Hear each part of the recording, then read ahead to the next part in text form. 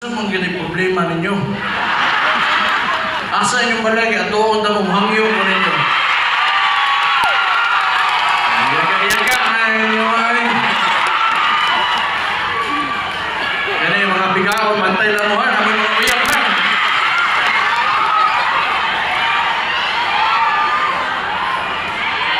Pakita lang na,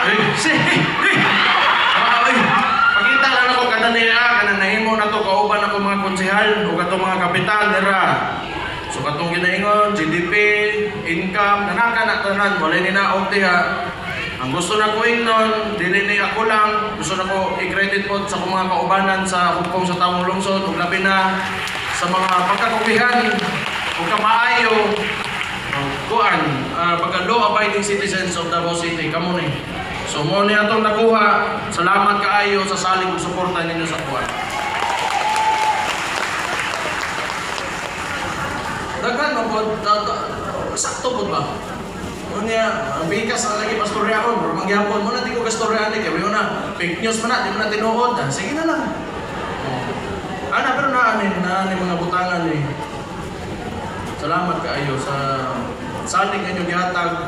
Nalipay ko nga makaagi diri nga nahimong mayor ug naabo ko'y nahatag sa Davao yun. Privilege na sa kuha. Thank you kaayo gihatag niyo oportunidad.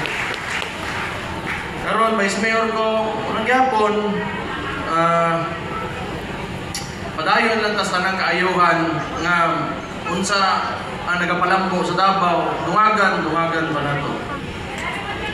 Kanya, mura to, tama na siguro. Saro pa muna kumbinsi.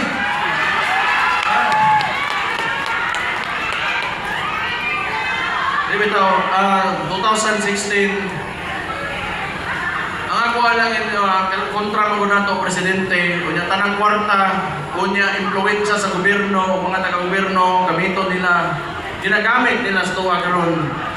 Muhang yung tago ninyo, pwede lang pag-ulit ninyo, tabangin mo may panulte, kung mahimo, tabangin may pangampanya, okay na ba na ninyo? Di may kasukol, among pamilya, o galing istiyan, di kasukol o kwarta o isa ka presidente o kwartas di buong nasod. Pero kay bao may nga makasukol ka may pagkaoba na mo ang mga dabawin nyo.